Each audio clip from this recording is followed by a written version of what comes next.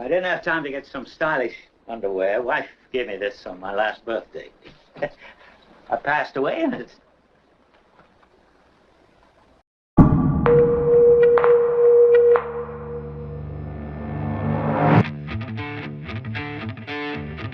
What does the world look like to someone who is visually impaired?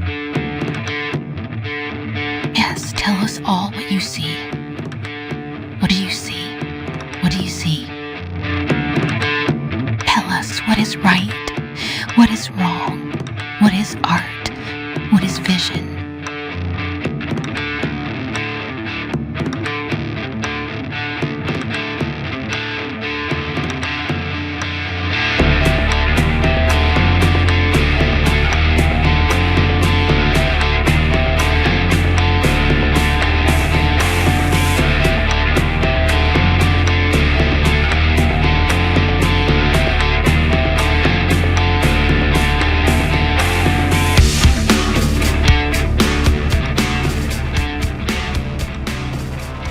We welcome you to A Blind Guy's View. Hey folks, it's the Blind Guy, and I've got the Santa hat on. I've got the dark chocolate hot cocoa in my hand, and you guys know what that means. No, you don't, because I don't actually know what that means. But I can tell you one thing. We are doing another good old movie review, and we're taking a look at 1946's It's a Wonderful Life. Yes, I swung for the fences on this one because this is one of the most popular movies of all time. And in my opinion, if you were going to have a Mount Rushmore of Christmas movies, this would have to be on it. So top 4 Christmas movies. This is probably going to be on almost everybody's list. I know a few people that don't like it. I think they're being a little contrarian with that. But I don't want to bury the lead here. I'm going to tell you exactly what I think about the movie. Is it as good as people think? And obviously, I think it's good because it's on the list. So, the movie came out in 1946. It's directed by Frank Capra, starring Jimmy Stewart and Donna Reed, along with Lionel Barrymore as Mr. Potter. This was actually Jimmy Stewart's first movie back from World War II, where he was a bomber pilot. Yes, this is when actors used to actually be impressive people. And he didn't know whether he would act anymore, and so he decided to give this a go. Frank Capra encouraged him to give it a go, and it's widely considered one of his top probably 1 or 2 roles, and I'd have to agree with that. It's very well done, and it's interesting that he was considering retirement, and then he has such a long career after this movie. And so if you have not seen the movie, go watch it. Pause this right now, go watch it, because I will give away some spoilers in this. But essentially the plot is that Jimmy Stewart plays a man by the name of George Bailey, who grew up in Bedford Falls, which is a 75-piece set built, and actually with 75 different buildings and operational storefronts and everything. A very impressive set piece, and it looks good in the movie. And it's a small town. He grows up in the small town, and he is not really a victim of circumstance, but certainly influenced by the circumstances around him. He wants to, somewhat self-centeredly, I believe, travel the world and just see everything, and then circumstances happen where he ends up getting married, has kids, and takes over the family business, and he's good at it, but it is certainly not his dream. And then things go haywire on him, not because of any fault of his own, on, I believe, Christmas Eve, and he's then considering taking his own life. And that's where his guardian angel Clarence steps in. Clarence Oddbody, I think is his full name. And he comes in and he shows George Bailey what life would be like without him. Not quite the same thing as him taking his own life, but as if he was actually never born. And so the movie's interesting in the fact that it actually has at least half of it, but I think it's probably closer to 2/3 of it, is just setup. Is just setting up, showing us how we got to where we are, and that's what Clarence is being shown before he then intervenes. That I would not have thought would have worked if you told me that that was the plan for the movie, but it works in this movie. The setup and George Bailey's life is really interesting and really well done.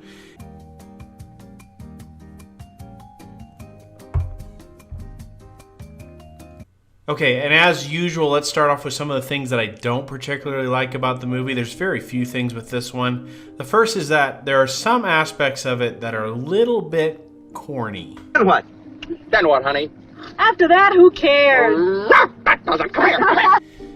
Just a little bit, and that's really a product of its time. 1940s movies, in my opinion, are typically a little more serious than the 1950s movies, but they do have a little bit of a corny element to them.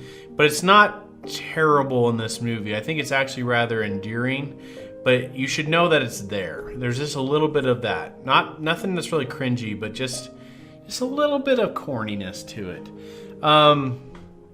It's pretty long, actually, for a 1940s movie, but I don't think it overstays its welcome. One of the things that's a little bit interesting to me, and I'd like to hear you guys' thoughts on this in the comments, is this whole idea of your life being worth living because you positively affected other people. I'm not sure if that's the best approach to take. I do believe life is worth living, but I don't know if just saying, well, look how bad things would have been if you weren't around. I don't know if that's the best argument, because this is based on a short story called The Greatest Gift, which was actually written on a Christmas card, believe it or not. And I almost think the name The Greatest Gift is a better name for the film than It's a Wonderful Life, because I think that viewing life as a gift is a better way of approaching than just saying, well, it's wonderful, or things would be way worse if I wasn't here. Because I think if we were shown how life would have looked without us, we probably would see a lot of things that we were better and things that were worse. But to be honest, there might be people that are gone, that have passed away because of us, and they would be around. And so there's this kind of I don't think it's quite as cut and dry as the movie makes it look. It's just an interesting kind of a philosophical question there, because the movie makes it look like George Bailey's saved quite a few people's lives, but at the same time, I think there would be some people that were gone at that time. And then, of course, it has some of the shortcomings of a lot of these almost like time travel type movies, Butterfly Effect, Back to the Future, things like that, where they don't quite work if you think about them real closely. Which I realize is not really the point of this movie. It's not supposed to be a real, philosophical endeavor. But, Harry Bailey, who is George Bailey's little brother, almost drowns when he is sledding with George Bailey's friends and George as kids, and he falls into the ice, and George Bailey saves him. And one of the things that's pointed out is that, well, he would be dead if George Bailey didn't save him, and then Harry Bailey saved a lot of other people in World War II, and so that wouldn't have happened. But when you think about it, there's no way that if George Bailey had never existed, Harry Bailey would be sledding with George Bailey's friends. It doesn't make sense in that regard. That whole thing wouldn't have happened. And that's part of the problem, is minute changes in the past would have drastic effects into the future. And so if you don't get too deep into the movie besides that, it really is a good movie. I'm trying to think if there's anything else in it I don't really like. All of the characters are pretty strong, to be honest. I don't really like the montage the movie has about what everybody did in World War II, because some of the people I think are maybe a little too old to have actually served in World War II, but it shows them actually serving. So, and that's where some of you can see they use like a blue screen effect. I mean, it's black and white, but you can tell they used a blue screen to get some of that to make it look like those guys were actually in World War II. And that's one of the aspects where the movie, I don't think, works quite as well. I think if maybe they had just mentioned that in passing instead of showing it as like almost a montage. But that's a very small nitpick there. But like I said, the characters are all pretty good. I can't think of anybody who's too over the top. Lionel Barrymore as Mr. Potter is absolutely fantastic. He was actually had to be in a wheelchair at this point in his life. And if you see him in other movies, he's not nearly that much of a curmudgeon. He's actually a very gentle and happy fella in the other movies I've seen him in. And so that just is a testament to his acting skills in this. Donna Reed's good. And obviously Jimmy Stewart's good. There are a couple characters when I was talking about the corniness. The guy Sam, who goes hee-haw. I can't even do it without feeling corny. That guy gets on my nerves. And I think the reason that they put him in there doing that all the time is so you recognize him, because he's kind of a secondary character. And I think if they didn't have him make that sound all the time, then you may not know who he is when you see him later on in the movie. I'm just guessing, or that he was there as a kid as well. So it's probably a device to connect the character up, but it's annoying. It's really pretty annoying. So those are some of the small things that I have against it, but I've so much more going for it than that. The movie has a very nice Christmas atmosphere to it. This is the first movie ever where they started using that soap mixture for snow, and it looks really good. It looks really convincing in this movie.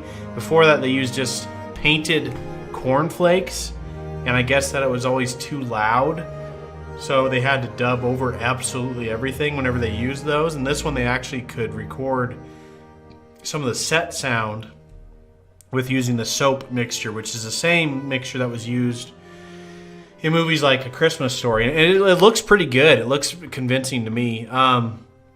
Especially black and white, it looks really good. The great Christmas atmosphere to it, it's one of the movies that does that the best that I can think of off the top of my head.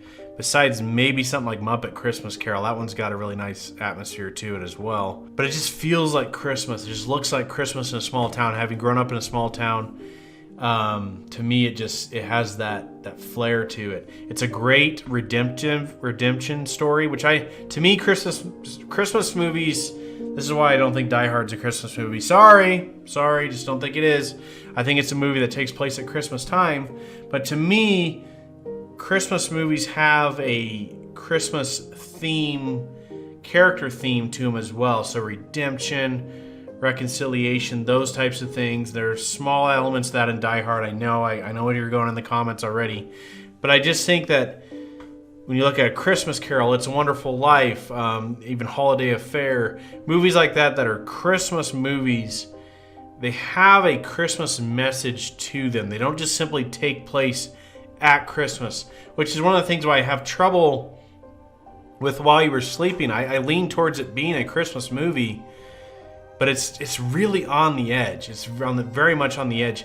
Something like the Family Man is close. It's really close. To me, it's like it's While You Were Sleeping. I watch them around Christmas time. They take place around Christmas, but are they really Christmas movies? So this one definitely is, because of that redemption and that salvation type story that is such a key element to Christmas. So it's one of the absolute best in that regard. Like I mentioned earlier, the characters are all very good. The acting is extremely good. Jimmy Stewart, to me, his best moment in this movie is a scene where he comes into the house after this. He's lost this money. His uncle's lost this money. He comes into the house because things are falling apart. And one of his children climbs up on his lap, and Donna Reed, as his wife, is helping another child decorate the Christmas tree. And she looks over at him, and he's having it's hard to describe. It's actually the moment in the movie that, to me, makes me the most emotional, having kids and knowing how they interact with you when you're struggling with something. They do this exact thing where they just want to see you, they want to climb on you. And his reaction is so priceless, and just, to me, his best acting performance I've seen him do. And so let's take a look real quick at that scene.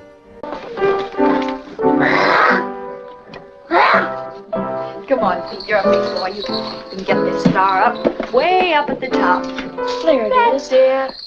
All right, fill in that little bare spot right there. Isn't it wonderful about Harry? We're famous, George. Bet I had 50 calls today about the parade, the banquet. Your mother's so excited.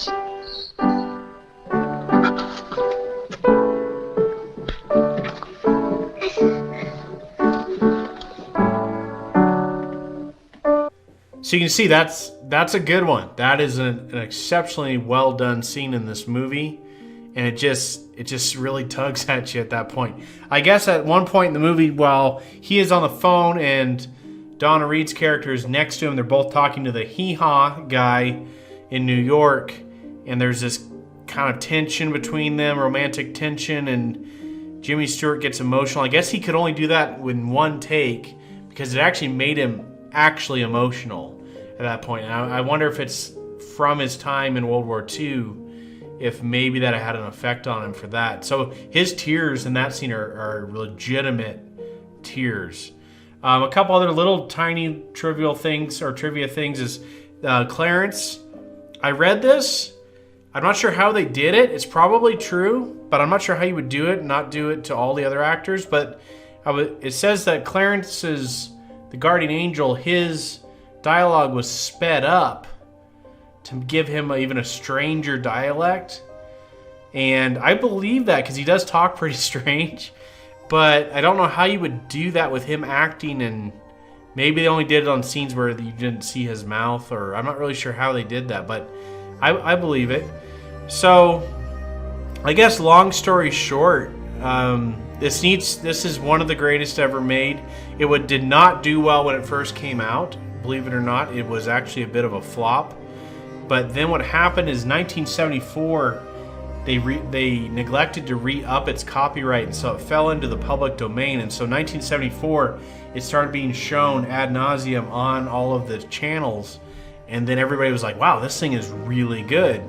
And so it just picked up from that point. And so that's when it became the classic that it is now. So if you were to travel back in time into the 50s, most people probably would not have heard of it or definitely would not have seen it. Which is unfortunate because Frank Capra did a great job directing it.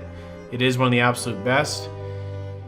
Maybe I'll do a ranking video at some point on where it ranks in the black and white Christmas movies. Because I've got a soft spot for Holiday Affair. I do think this is probably a better made movie.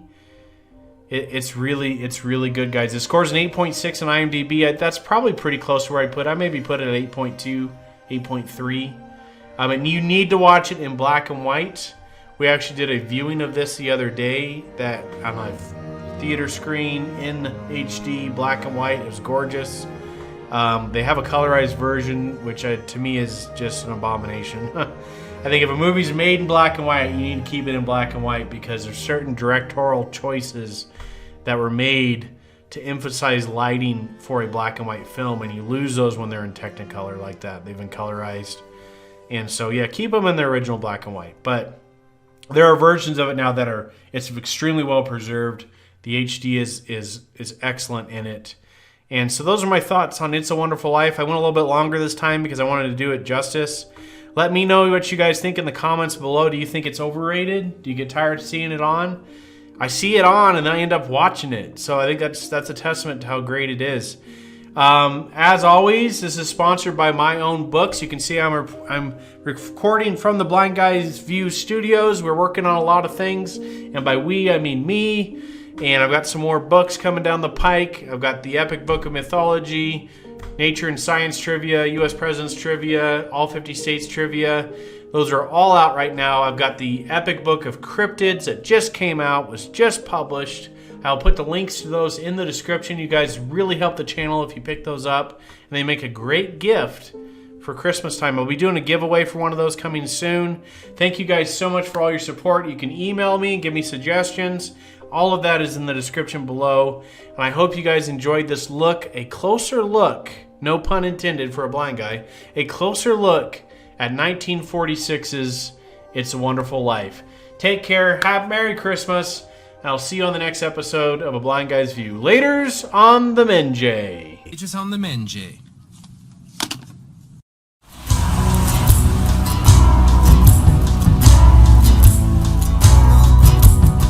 Some bigger of the waves are skimming by, and summits to the verge.